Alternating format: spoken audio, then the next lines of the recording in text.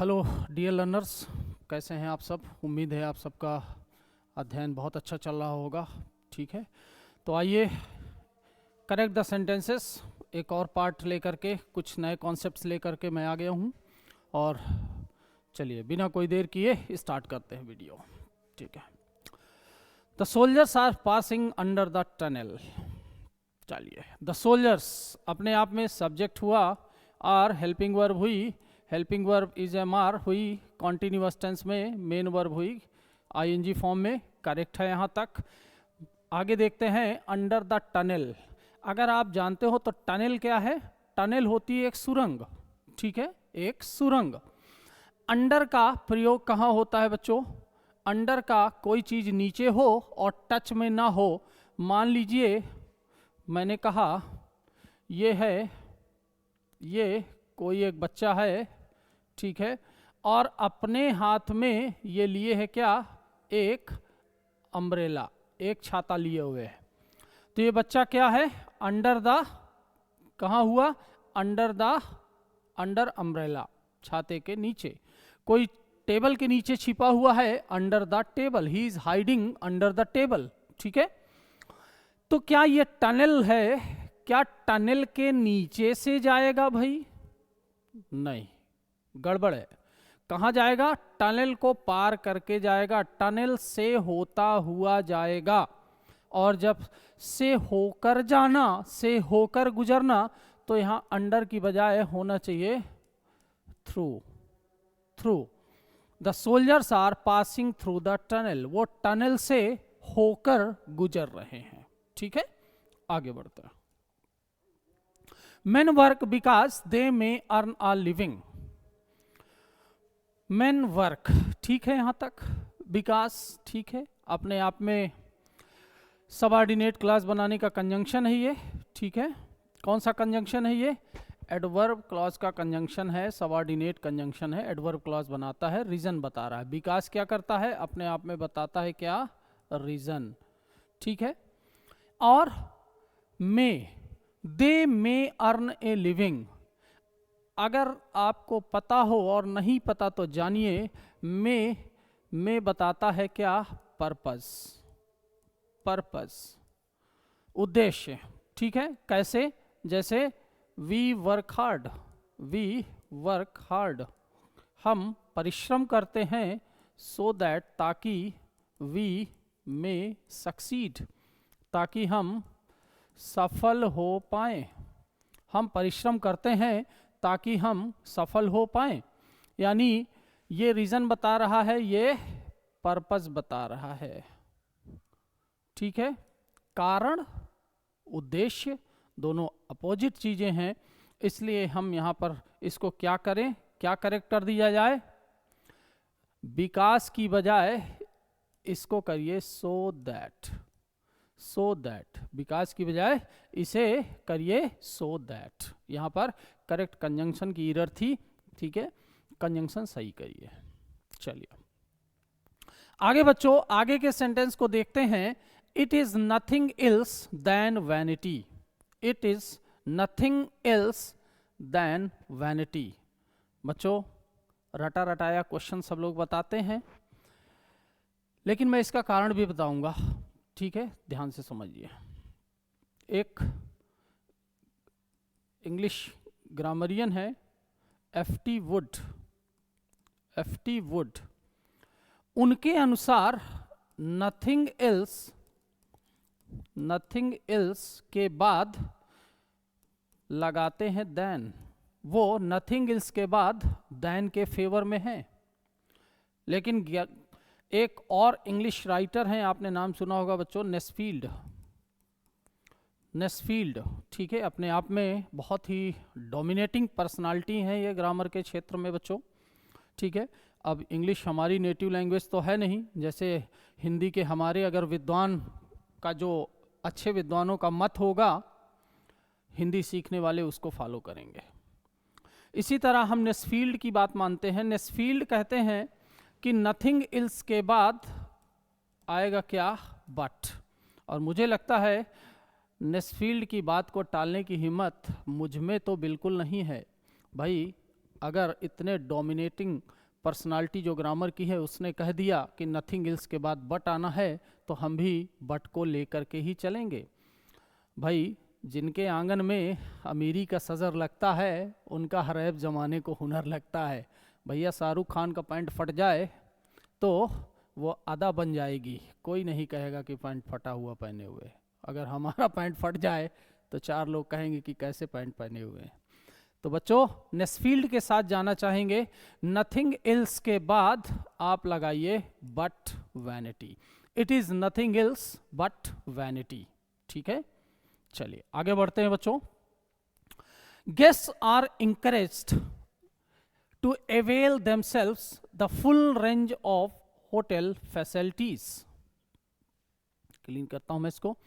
Guests are encouraged to avail themselves the full range of hotel facilities। चलिए guests are encouraged, ठीक है, guest हुआ, subject हुआ, are हो गई, encouraged अपने आप में लिंक कॉम्प्लीमेंट का काम कर रहा है क्योंकि are यहाँ पर लिंक वर्ब है, या इंकरेज्ड आप ये भी कह सकते हैं कि वॉइस चेंज है।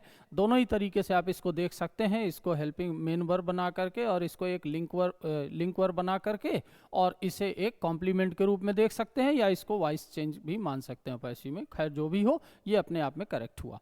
टू अवेल, अवेल लाभ उठाना। अवेल अपने आप में एक ऐसी वर्ब है जिसके बाद आता है क्या, रिफ्लेक्सिव प्रोनाउन। तो अवेल के बाद रिफ्लेक्सिव प्रोनाउन है, लेकिन इसके साथ आता है प्रेपोजिशन ऑफ, प्रेपोजिशन ऑफ। तो अवेल देमसेल्व्स ऑफ, यहाँ पर इसे करेक्ट करना पड़ेगा, avail themselves of the full range of hotel facilities. ठीक है, अच्छा बच्चों, कुछ ऐसी वर्ब्स हैं, कुछ ऐसी वर्ब्स हैं जिनके बाद क्या आता है, रिफ्लेक्सिव प्रोनाउन। जैसे एब्सेंट हो गया, प्रेजेंट हो गया, ठीक है, इंट्रोड्यूस हुआ, इंट्रोड्यूस हो गया। अवेल अपने आप में है ही, अवेल के साथ आप कह सकते हैं बच्चों इंजॉय, या अपने आप कह सकते हैं रिकंसाइल, ठीक है, एक्विट एटसेट्रा। ये अपने बाद क्या लेती हैं, रिफ्लेक्सिव, रिफ्लेक्सिव प्रोनाउन। ये अपने बाद रिफ्लेक्सिव प्रोनाउन लेंगे। ठीक है, इसलिए यहाँ पर देमसेल्व्स के बाद क्या आना चाहिए था, ऑफ, अवेल के कारण, अवेल देमसेल्व्स ऑफ। ठीक है, ये है प्रोनाउन की प्रपोजिशन की एरर थी। ठीक है, आगे चलते हैं बच्चों। इन चीजों को आप नोट भी करते जाइएगा। आगे है बच्चों, पुलिस सस्पेक्ट्स ए local gang. Police suspects, police बच्चों अपने आप में क्या है, प्लूरल। पुलिस प्लूरल है बच्चों। देखिए ये कुछ वर्ड्स हमेशा प्लूरल में ही इस्तेमाल होते हैं, जैसे पुलिस, पुलिस है तो भैया पब्लिक है, ठीक है, और पब्लिक को ही आप कह सकते हैं क्या, पीपुल हो गया। ठीक है, पी से आपका हो गया पोल्ट्री हो गया, पी से आपका पीजेंट्री हो गया। ठीक है, ये अपने आप में क्या है, प्लूरल ही हैं, और प्लूरल होने के कारण इसकी वर्ब भी SIES हटा करके लिखना चाहिए। इसको लिखना चाहिए था सस्पेक्ट्स, सस्पेक्ट, एस हटा दीजिए। ठीक है, प्रेजेंट इंडेफिनिट का टेंस है। पुलिस सस्पेक्ट ए लोकल गैंग। ठीक है, next, the choice was him. Next है बच्चों, द चॉइस वाज हिम। ठीक है, इसको क्लीन करते हैं। हाँ, द चॉइस अपने आप में हुआ सब्जेक्ट, वाज अपने आप में क्या हुई बच्चों, लिंक वर्ब, यानी main verb. Main verb, main verb के बाद ये कौन सा केस आ रहा है, हिम अपने आप में क्या है, ऑब्जेक्टिव केस। क्या ये सही है, नहीं। आप जरा सेंस देखिए, द चॉइस वाज, चॉइस थी हिम उसे, चॉइस उसे थी, चॉइस उसे थी, या फिर चॉइस उसकी थी, शायद चॉइस उसकी थी, यानी इसको करेक्ट होना चाहिए क्या, द चॉइस वाज हिज, ना कि हिम। ठीक है, थोड़ा सा इसका कॉन्सेप्ट मैं और आपको बताता हूँ, क्लियर करता हूँ। बच्चों कुछ pronouns my, our, your, his, her, its और दियर, ये अपने आप में काम करते हैं कैसे? As adjective. ये अपने आप में एडजेक्टिव की तरह काम करते हैं, इसलिए जब भी ये वर्ड्स आएंगे इनके बाद क्या आएगा बच्चों? इनके बाद आएगा नाउन। इनके बाद आएगा नाउन। अच्छा, और यही पजेसिव केस, ये सारे के सारे क्या हैं बच्चों? पजेसिव हैं, पजेसिव से। कुछ पजेसिव ये एडजेक्टिव का काम करते हैं, और इन्हीं के कुछ पजेसिव्स कैसे काम करते हैं? वो काम करते हैं बच्चों अपने आप में प्रोनाउन की तरह। जैसे माइन, माइन हो गया, ठीक है, आवर्स हो गया, योर्स हुआ, हिज हुआ, हर्स हुआ, इट्स हुआ और दियर्स, दियर्स हो गया, ठीक है। ये अपने आप में काम करते हैं कैसे? As pronoun. ये काम करते हैं एज प्रोनाउंस। और ये आएंगे कब?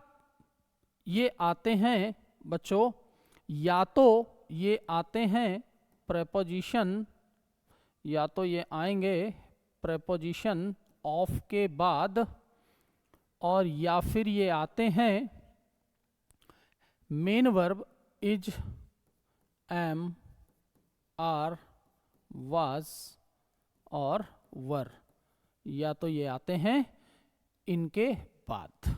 जैसे the book is mine, the book is mine, यानी ये बी वर्ब के बाद आते हैं। बी वर्ब की फॉर्म क्या है? Is, am, are first form है, वाज, वर सेकेंड फॉर्म है, या तो ये आएंगे इनके बाद, याद रखिएगा, ठीक है।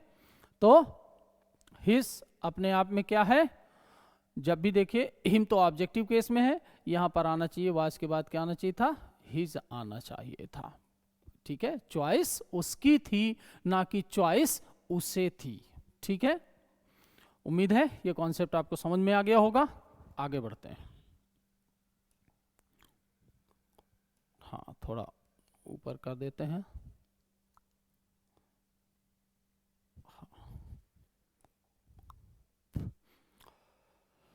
हाँ बच्चों, he as well as you are innocent, he as well as you are innocent। बच्चों जब भी as well as से, देखिए ये है सब्जेक्ट 1 और you हुआ सब्जेक्ट 2, जब भी as well as से दो सब्जेक्ट्स जुड़े होते हैं तो आने वाली, यानी subject 1 plus as well as plus subject 2, आने वाली जो भी वर्ब या हेल्पिंग वर्ब हुई वो हुई सब्जेक्ट 1 के अकॉर्डिंग, वो होगी सब्जेक्ट 1 के अकॉर्डिंग। यानी ये होना चाहिए था। क्यों ऐसा है? ऐसा क्यों है? क्या आप जानते हैं? देखिए, समझिए क्यों ऐसा है। क्योंकि एज वेल एज कंजंक्शन के साथ अपने आप में एक प्रपोजिशन भी है, एक प्रपोजिशन भी है, मल्टी वर्ड्स प्रपोजिशन है, ये कॉम्प्लेक्स प्रपोजिशन है। और यहाँ पर अगर ही अपने आप में काम कर रहा है प्रपोजिशन की तरह, तो प्रपोजिशन का के बाद आने वाला जो दूसरा सब्जेक्ट हुआ वो इस प्रपोजिशन का क्या हुआ? ऑब्जेक्ट हुआ। ऑब्जेक्ट कहाँ आता है? या तो वर्ब के ठीक बाद या फिर प्रपोजिशन के ठीक बाद। और अगर ये प्रपोजिशन की तरह काम कर रहा है तो ये यू अपने आप में इस वर्ब का, इस प्रपोजिशन का ऑब्जेक्ट हुआ, और इस कारण से इस प्रपोजिशन का या इस ऑब्जेक्ट का इस वर्ब से कोई लेना देना नहीं है। और यहाँ पर जब वर्ब अपना सब्जेक्ट तलाशेगी तो कौन मिला? सब्जेक्ट 1 मिला, और इसके अकॉर्डिंग इसे होना चाहिए था क्या? इज। इसे होना चाहिए था इस। ठीक है, आगे बढ़ते हैं बच्चों। Pull chain for supporting the train, pull chain for stopping the train. Pull खींच लीजिए, अपने आप में एक इंपरेटिव सेंटेंस है जो वर्ब से चालू हो रहा है, ठीक है। पुल चैन, भैया चैन खींच लेना, फॉर स्टॉपिंग, स्टॉप करने के लिए, द ट्रेन, ट्रेन को रोकना हो तो चैन खींच लेना। कौन सी? बगल वाली आंट की बैग की चैन खींच लेना, वरना अपने पैंट की नहीं। आगे बोलना ठीक नहीं है बच्चों। पुल चैन, अरे कौन सी चैन, कौन सी चैन खींचेंगे भैया? जो ट्रेन में लगी होती है कंपार्टमेंट में ऊपर रेड कलर की, उसको पकड़ करके खींचना है। क्या ये बात आप जानते हैं? हाँ जी, बिल्कुल जानते हैं, मेरे ख्याल से सब लोग जानते हैं। यानी ये चैन, अगर सभी जानते हैं कि कौन सी चैन है, तो अपने आप में ये चैन क्या हो गई बच्चों? डेफिनिट। क्या हुई? डेफिनिट। और डेफिनिट होने के कारण इसने लिया अपने बाद क्या?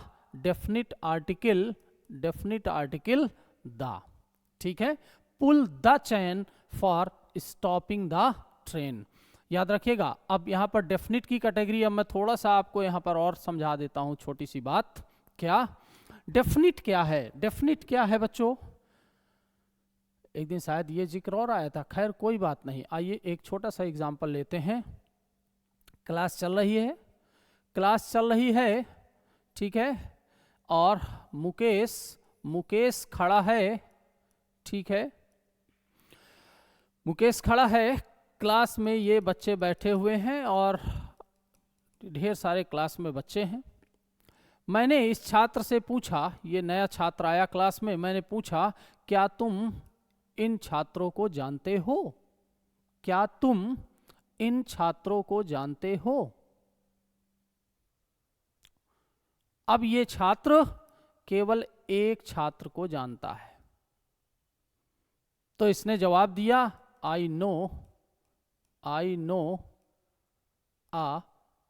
Student, I know a student, मैं एक छात्र को जानता हूं। ये स्टूडेंट के पहले हमने आर्टिकल ए क्यों लगाया? आर्टिकल ए क्यों लगाया? क्यों दा नहीं लगा दिया? दा तो मेरे ख्याल से सिंगुलर और प्लूरल दोनों के साथ आ सकता है, दोनों के साथ आ सकता है, लेकिन इसने क्यों ए लगाया? क्यों? क्योंकि पता है ये जो बोल रहा है कि मैं एक छात्र को जानता हूं, ये तो जान रहा है वो किसको जान रहा है, लेकिन क्वेश्चन मैंने किया था, मैं नहीं जान रहा हूं कि ये किस छात्र को जान रहा है। बात क्या समझ आई साहब? बात ये समझ में आई कि डेफिनिट वो है जिसे स्पीकर और लिसनर दोनों ही जानते हैं।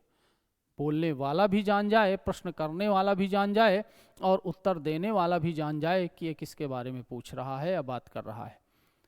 सिचुएशन चेंज, कक्षा में केवल एक ही छात्र बैठा है और फिर एक नया छात्र आया, फिर एक नया छात्र आया, मैंने पूछा क्या तुम इसे जानते हो? अब वो कह रहा है आई नो ए स्टूडेंट या फिर the student. I know a student या फिर द स्टूडेंट, क्या बोलना चाहिए इसको? बोलिए। अब की ए नहीं लगाएगा, वो द लगाएगा। क्यों द लगाएगा भाई? क्योंकि जब एक ही स्टूडेंट है तो मैं भी जान रहा हूं कि मैं किसके बारे में पूछ रहा हूं, और बताने वाला भी जान रहा है कि ये किसके बारे में पूछ रहे हैं। इसलिए वो पर्टिकुलर व्यक्ति स्टूडेंट क्या हो गया? डेफिनिट हो गया। इसलिए यहां पर आ गया क्या बच्चों? The student. तो बच्चों पुल चैन, जब बात चैन की आ रही है और ट्रेन की आ रही है, तो कौन सी चैन खींचना है मेरे ख्याल से सब जानते हैं।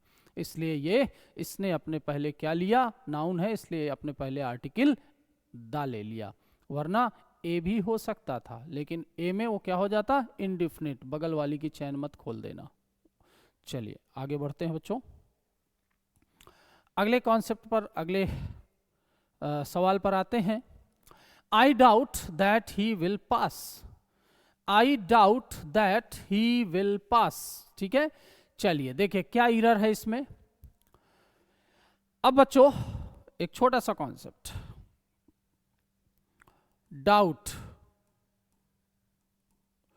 डाउट शब्द का जब आप यूज किसी वर्ब या फिर नाउन की तरह करते हैं, डाउट शब्द का यूज जब आप किसी वर्ब या नाउन की तरह करते हैं, तो अगर वाक्य हमारा अफर्मेटिव है, वाक्य हमारा अफर्मेटिव है, तो हम उसके साथ यूज करते हैं क्या? हम उसके साथ यूज करते हैं इफ या वेदर। इफ या वेदर, ठीक है, इफ या वेदर। कब? वाक्य अफर्मेटिव सेंटेंस में। लेकिन अगर डाउट का प्रयोग, अगर डाउट का प्रयोग किसी निगेटिव या इंट्रोगेटिव सेंटेंस में किया जाए, तो इसके साथ आप कंजंक्शन यूज करते हैं क्या बच्चों? दैट। इसके साथ आप कंजंक्शन यूज करते हैं दैट। कैसे? मैं कुछ एक आध एग्जाम्पल्स लिख रहा हूं, देखिए। आई डाउट इफ या whether, I doubt whether you will pass. मुझे डाउट है कि तुम पास होगे। अपने आप में सेंटेंस कैसा था? अफर्मेटिव, अफर्मेटिव सेंटेंस था।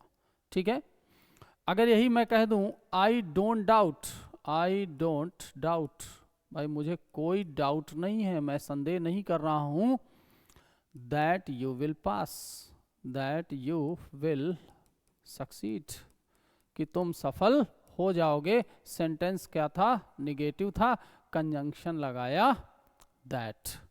ठीक है, या कभी कभी नाउन की तरह हैव यू एनी डाउट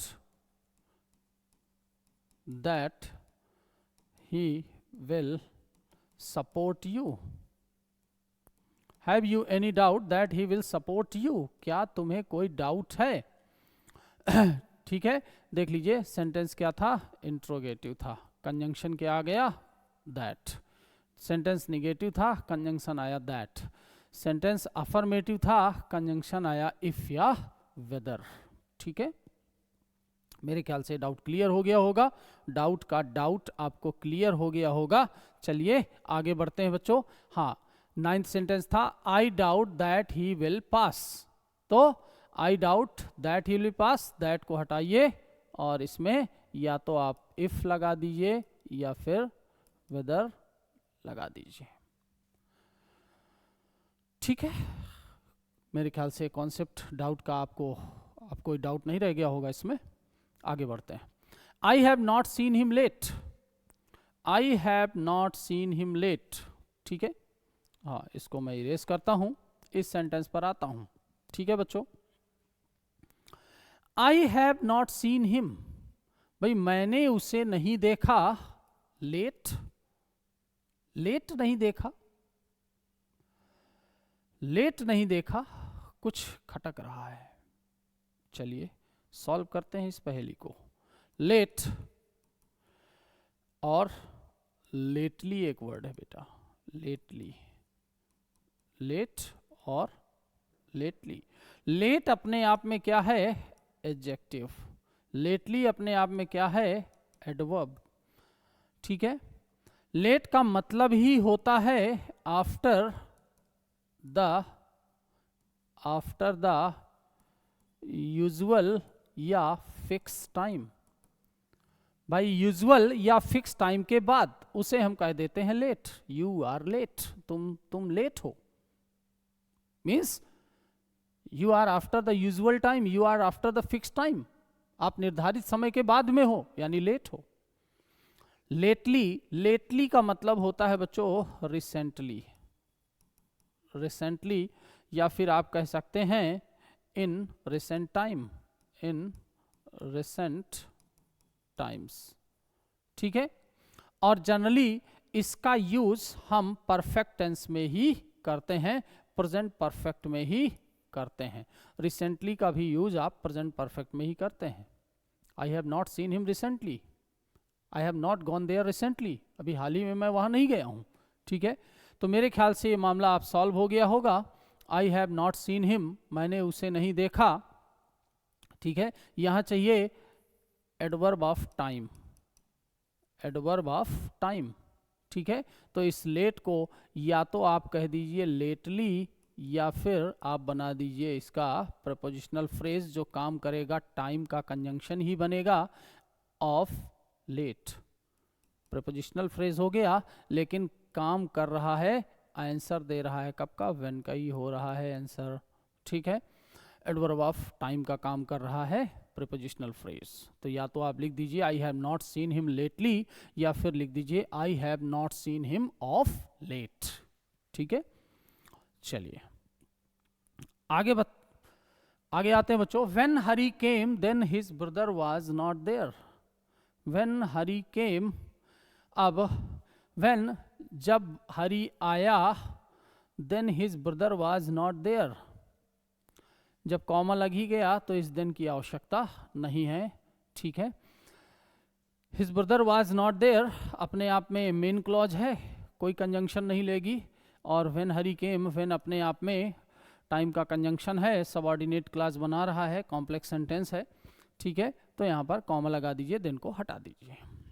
चलिए आगे बढ़ते हैं बच्चों। Neither of them tell a lie, neither of them tell a lie. Neither खैर जो भी है, ऑफ प्रेपोजिशन है, ऑफ इस प्रेपोजिशन का देम क्या है, ऑब्जेक्ट है।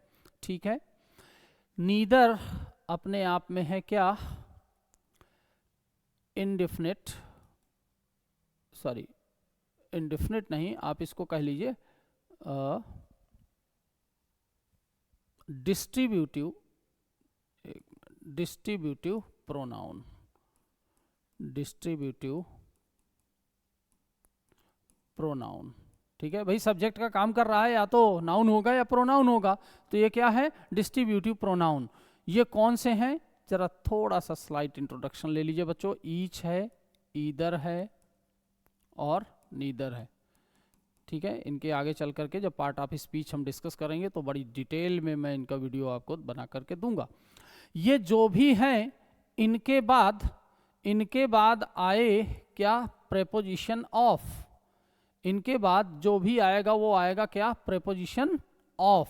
और इसके बाद जब भी कुछ भी आएगा, देखिए नीदर, इसके बाद आया ऑफ, और जो भी नाउन या प्रोनाउन आएगा, ये कुछ भी का मतलब बच्चों नाउन या प्रोनाउन से ही है, ये होगा हमेशा क्या, प्लूरल, ये होगा प्लूरल। और चूंकि ईच, ईदर, नीदर अपने आप में ये सिंगुलर को ही दर्शाते हैं, इसलिए आने वाली जो भी वर्ब हुई, वर्ब या हेल्पिंग वर्ब, वो क्या हो जाएगी बच्चों, सिंगुलर, वो हो जाएगी सिंगुलर। क्योंकि ऑफ के बाद ये जो भी आया इस प्रेपोजिशन का ऑब्जेक्ट है, और इस ऑब्जेक्ट का इस वर्ब से कोई लेना देना नहीं है, इसलिए ये जो भी हेल्पिंग वर्ब आएगी ये इस ईदर, ईच और नीदर के अकॉर्डिंग ही आएगी, जो कि है सिंगुलर, इसलिए आने वाली वर्ब सिंगुलर ही होगी। ठीक है, अब इसके बाद ये कॉन्सेप्ट और भी बड़ा है, ईदर नीदर का यूज तब करिए जब आगे ऑब्जेक्ट्स दो ही हों, यानी दो में से प्रत्येक की बात कर रहा है। ईच बात करता है दो या मोर देन टू के साथ में। ठीक है, प्रत्येक की, दो या दो से अधिक ऑब्जेक्ट्स के बीच में प्रत्येक की बात करता है, खैर वो अलग बात है। अभी फिलहाल यहाँ देख लीजिए, ईदर और नीदर या ईच जो भी आए, इसके बाद आए प्रेपोजिशन ऑफ, और आने वाला जो भी होगा वो प्लूरल होगा, और इसके बाद जो भी वर्ब आएगी वो क्या आएगी, सिंगुलर आएगी इस नीदर के अकॉर्डिंग। तो neither of them tells a lie, इसे करेक्ट कर लीजिए, इसे क्या होना चाहिए, टेल्स ए लाई। ठीक है, आगे बढ़ते हैं। माई father is in bad mood today. Mood अपने आप में बच्चे नाउन है। ठीक है, अब इन इन बैड मूड या फिर इन ए बैड मूड, ये अपने आप आर्टिकल लेगा, in a bad mood today, ठीक है। मूड, मूड मतलब मेंटल स्टेट हो सकती है किसी की भी, ठीक है। He is in a good mood, he is in a bad mood, he is in a jovial mood, he is in a very joyous mood, ठीक है। तो ये अपने आप में आ जाएगा my father is in a bad mood, ठीक है। आगे बढ़ते हैं बच्चों। The downfall, the downfall of this kind is to be attributed to nothing else than pride। अभी मैंने आपको नेस्फील्ड का जिक्र कराया था, nothing else but pride, ठीक है। करेक्ट कर लीजिए इसको, nothing else but pride, ठीक है। आगे बढ़ते हैं बच्चों। one of his family members is a brigadier, one of his family members is a brigadier। देख लेते हैं क्या करेक्ट हो सकता है भाई। वन ऑफ, और जो भी आएगा वन ऑफ के बाद वो प्लूरल ही आएगा, फैमिली मेंबर्स। चलिए जरा इस वर्ड को एनालिसिस करते हैं। फैमिली मेंबर्स, क्या ये वर्ड अपने आप में सही है? फैमिली मेंबर, बच्चों ध्यान से समझिएगा। ये है एक फैमिली जिसमें बहुत सारे मेंबर हैं, तो भैया ये मेंबर ऑलरेडी इस फैमिली में हैं। बात समझ आ रही है? ये मेंबर्स पहले से ही इस फैमिली में है, इस वर्ड की क्या जरूरत है? यानी जब फैमिली कह ही दिया तो उसमें तो मेंबर पहले से ही है। यानी ये शब्द को सही करने के लिए हमें ऑफ की मदद लेनी पड़ेगी। हमें कहना चाहिए मेंबर्स, बल्कि द मेंबर्स कह लो, the members of family, members of family के मेंबर, ठीक है। चलिए एक और शब्द मैं आपको देता हूं, क्लास मॉनिटर।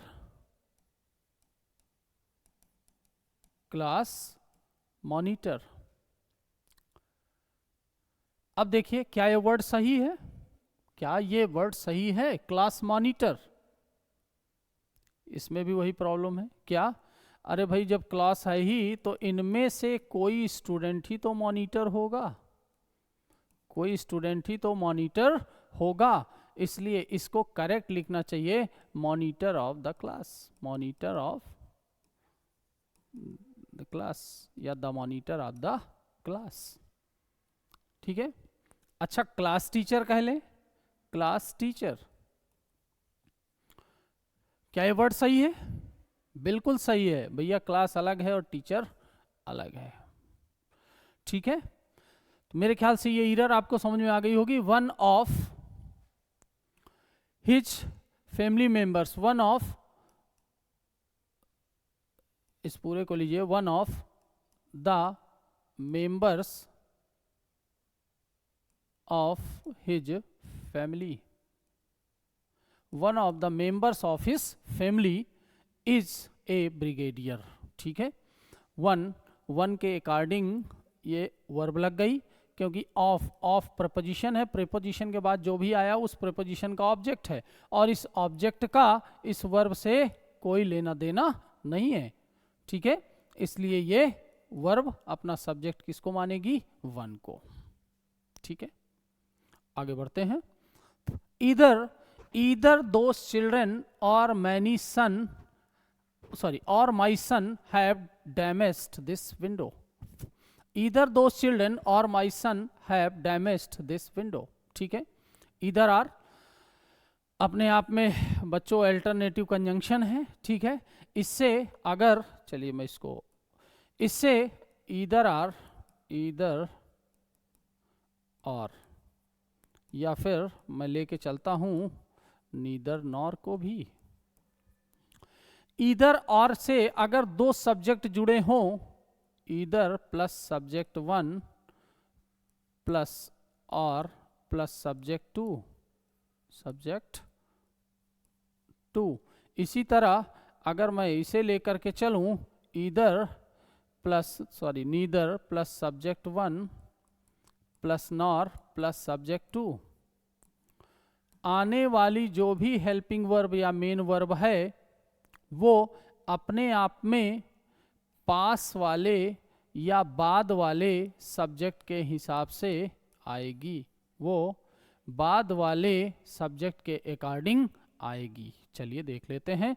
ईदर के बाद दोस चिल्ड्रन अपने आप में हुआ सब्जेक्ट वन, और माई सन अपने आप में हुआ सब्जेक्ट टू। आने वाली वर्ब जो भी डिसाइड हुई वो सब्जेक्ट टू के अकॉर्डिंग डिसाइड हुई, इसलिए इससे होना चाहिए क्या, हैज डैमेज्ड दिस विंडो। ठीक है, आगे बढ़ते हैं बच्चों। 5 टाइम्स 5, ठीक है।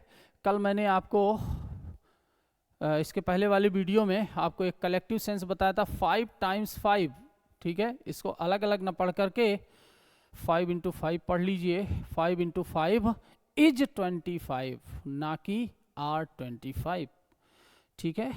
5 को मल्टीप्लाई करिए 5 से तो वो 25 होता है, ठीक है। तो इसलिए इसको कलेक्टिव सेंस में आप पढ़िए, ठीक है। तो 5 टाइम्स 5 इज 25, ठीक है। आगे बढ़ते हैं। He behaved cowardly, ठीक है।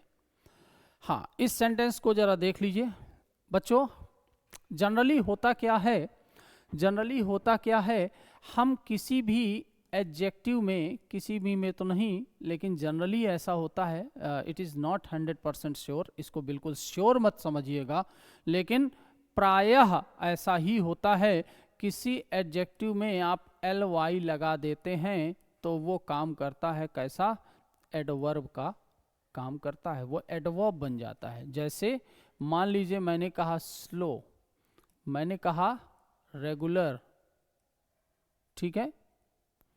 स्लो में आपने जोड़ा ly, ये बना स्लोली, ठीक है। ये किसी वर्ब को क्वालिफाई कर देगा। कैसे चलता है, slowly. How does he walk, slowly, धीरे धीरे। रेगुलर है ना, रेगुलरली, भैया कब आता है, रेगुलरली, ठीक है। ऐसे बहुत सारे वर्ड्स हैं, आप इसी एडजेक्टिव में ly जोड़ेंगे तो वो एडवर्ब बनेगा। लेकिन हमारे पास कुछ ऐसे एडजेक्टिव्स भी हैं जिनमें ly लगा करके उनको एडवर्ब की तरह ट्रीट नहीं किया जा सकता, बल्कि वो ly लगने के बावजूद भी बनते हैं क्या बच्चों, एडजेक्टिव ही रह जाते हैं। जैसे मान लीजिए मैंने लगाया, मैंने कहा मैनली, मैंने कहा वुमैनली, मैंने कहा गॉडली, ठीक है बच्चों, गॉडली। और इसके कुछ ऐसे वर्ड्स हैं जो अक्सर, होमली, जो अक्सर बच्चों एग्जाम पूछ लेता है, उनमें से वो वर्ड क्या है, कावर्डली, कावर्डली, निगर्डली, ठीक है बच्चों, और माइजरली, ठीक है। ये वर्ड अपने आप में ly लगे होने के बावजूद भी कृपया इनसे धोखा ना खाएं, क्योंकक्योंकि ये अपने आप में है एडजेक्टिव, ठीक है। आइए देख लेते हैं। ही बिहेव्ड अपने आप में वर्ब है, वर्ब के बाद कावर्डली, यानी उसने व्यवहार किया कैसे, कायरता पूर्वक, शायद सेंटेंस ये कहना चाह रहा है। लेकिन कावर्डली अपने आप में क्या हुआ, एडजेक्टिव। भाई मेन वर्ब, एक्शन वर्ब के बाद क्या एडजेक्टिव आएगा, नहीं, इसे क्या आना चाहिए, इस यहां पर आना चाहिए था एडवर्ब, तब वो बिहेव वर्ब को क्वालिफाई करेगा, बिहेव की विशेषता बताएगा। कैसे बिहेव किया, ये एडवर्ब ऑफ मैनर की जरूरत है यहाँ, इसलिए कावर्डली का जो एडवर्ब बनाएंगे वो बनाएंगे इन ए कावर्डली वे, इन ए कावर्डली वे। उसने व्यवहार किया कैसे? इन ए कावर्डली वे। जैसे माइजरली का एडवर्ब क्या होगा? इन ए माइजरली वे। ठीक है, एक वर्ड में नहीं बनता है ये प्रपोजिशनल फ्रेज बना करके इसको एडवर्ब की तरह ट्रीट कराना पड़ेगा, इसलिए लिखना पड़ेगा इन ए माइजरली वे। बच्चों माइजर अपने आप में देखने में तो लगता है एडजेक्टिव, लेकिन वो क्या होता है? वो होता है noun. You are a miser. अक्सर एग्जाम पूछ लेता है या पूछा भी है, he is a miser man, he is a miser man. अरे जब ये नाउन माइजर अपने आप में ही नाउन है तो इस नाउन को लगा करके इसे एडजेक्टिव बनाने की प्रयास ना करें। या तो अगर मैन लगा है तो फिर एक करेक्शन हो सकता है, आप इसको कर दीजिए ही is A miserly man. Miserly man, भाई कैसा आदमी है? माइजरली, कंजूस। ठीक है, दोनों ही तरीके हैं, या तो मैन हटा दीजिए या फिर माइजरली मैन कर दीजिए, तब ये सेंटेंस करेक्ट होगा। मेरे ख्याल से ये बात आपको समझ आ गई होगी, और इसके साथ आगे बढ़ते हैं बच्चों। 19th सेंटेंस में आते हैं, she came later than I expected. She came later than I expected. ठीक है, अच्छा अब देखिए बच्चों, लेट लेटर लिखा हुआ है, ये फॉर्म किसकी है भैया? लेट की। लेट की दो तरह की फॉर्म चलती हैं, लेट, लेटर। लेट अपने आप में क्या है? एडजेक्टिव। लेट, लेटर और लेटेस्ट। लेटेस्ट। दूसरा लेट, लेटर और लास्ट। लेट, लेटर और लास्ट। लेट, लेटर, लेटेस्ट अपने आप में क्या बताता है? टाइम। ये बताता है अपने आप में टाइम। लेकिन लेट, लेटर और लास्ट अपने आप में बताता है क्या? ऑर्डर। अपने बाद में बताता है ऑर्डर। कैसे? आप अक्सर कहते होंगे this is the latest mobile, this is the latest version. ये सबसे नवीन वर्जन है मोबाइल का, है ना? लेटेस्ट टेक्नोलॉजी, सबसे नवीनतम टेक्नोलॉजी है ये। तो ये क्या है? टाइम बता रहा है। और लेटर क्या बताता है? ऑर्डर। ऑर्डर कैसे बच्चों? जैसे हम कह दें Ram and Shyam are the two friends. Ram and Shyam are the two friends. The latter is wiser. The latter is wiser than आगे कुछ भी। तो the latter यानी बाद वाला। बाद में हमने किसका जिक्र किया भैया? श्याम का। तो ये the latter किसको बता रहा है? श्याम को, क्योंकि हमने बाद में इसका जिक्र किया। ठीक है, अब यहां देख लीजिए, वो आई, कब आई? देन आई एक्सपेक्टेड, जितना मैंने उम्मीद किया था। तो ये ऑर्डर पूछ रहा है या फिर टाइम पूछ रहा है? ये सेंटेंस अपने आप में टाइम बता रहा है, तो इसलिए यहां पर होना चाहिए था later. She came later than I expected, जितना मैंने उम्मीद की थी उसके बाद वो आई। ठीक है, आगे बढ़ते बच्चों। Ram's brother's car has been stolen, है ना? सिंपल सी बात है बच्चों, एक साथ कभी भी डबल एपोस्ट्रॉफी का यूज नहीं करते। एक साथ डबल एपोस्ट्रॉफी का यूज नहीं करते। राम्स, राम के, ब्रदर्स, भाई की कार। आप इसको लिख दीजिए क्या? The car of Ram's brother. The car of Ram's brother, ठीक है, हैज बीन स्टोलन, चुरा ली गई। ठीक है, मेरे ख्याल से लगभग मोर देन 40 मिनट्स, 40 मिनट से ऊपर का वीडियो हो गया है।